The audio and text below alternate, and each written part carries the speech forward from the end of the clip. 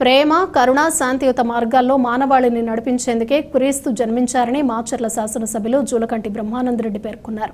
శనివారం స్థానిక Lutheran church ఆధ్వర్యంలో ఏర్పాటు చేసిన రన్ ఫర్ జీసస్ ర్యాలీలో పాల్గొని మాట్లాడారు. సమాజంలో శాంతి నెలకొల్పినప్పుడే ప్రాంతాలు అభివృద్ధిని సాధిస్తాయని ఎమ్మెల్యే చెప్పారు.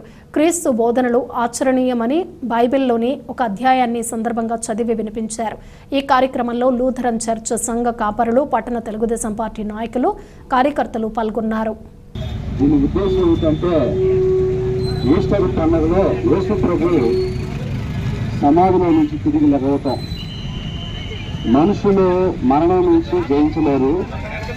యేసు ప్రభు మాత్రమే మనిషి మరణం నుంచి జయించగలిగిన శక్తి కలిగిన వాడు. కాబట్టి మనమందరం మరణంలోనికి పోకుండా ఆయన తిరిగి మనల్ని జన్మింపజేస్తున్నారు. కాబట్టి దానికి సాదృశ్యంగా శాంతి ర్యాలీని మనం ఏర్పాటు చేశాం. మన మధ్యలో మన ముఖ్య అతిథి మన ప్రీతమ ఎమ్మెల్యే గారు ఉన్నారు.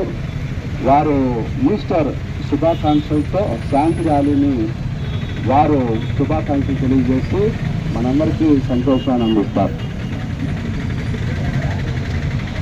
క్రైస్తవ సోదరులందరికీ కూడా ఈస్టర్ శుభాకాంక్షలు.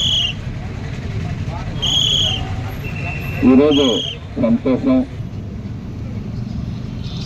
మతం అనేది ఒక జీవన విధానం, అంతేగాని ఒక రాజ్యాలు కాదు, ఒక పోరాటాలు కాదు. ఏ మతమైనా ఒకటే చెప్తుంది, సర్వే జనం సుఖినో భవంతు. అంటే అందరూ బాగుండాలి అనే ఒక సిద్ధాంతాన్ని ఆ రోజు యేసుక్రీస్తు తన కోసం కాదు, ఆయన అన్ని కష్టాలు చివరికి మరణాన్ని కూడా చవి చూసింది. సమాజం కోసమే చేశారు. ఆ వాస్తవాన్ని ప్రతి ఒక్కళ్ళు కూడా గుర్తుపెట్టుకోవాలి. సమాజంలో మనం ఎవ్వరికీ మంచి చేయకపోయినా పర్వాలేదు, కానీ చెడు చేయకుండా ఉంటే అదే ఆ దేవుడికి మనం ఇచ్చే ఒక గొప్ప కానుకగా భావించాలి.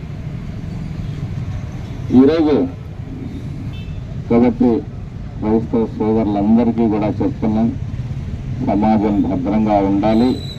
భద్రంగా ఉన్నప్పుడే మనకి భవిష్యత్తు ఉంటుంది. కాబట్టి సమాజంలో ఏ కులం వలన కూడా ఎవ్వరు కూడా ఇబ్బంది పడటానికి వీల్లేదు. అలాంటిది వాతావరణాన్ని ఎన్డీఏ కూటమి ప్రభుత్వం ఏర్పాటు చేస్తుంది.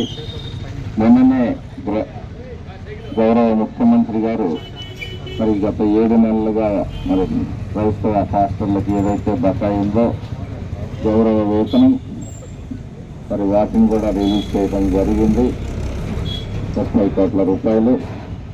భవిష్యత్తులో కూడా సమాజంలో బోధకులు పాటించాల్సిన బోధకులు కర్తవ్యం చాలా గొప్పదిగా ఉంటుందని చెప్పేసి నేను భావిస్తా ఉన్నాను.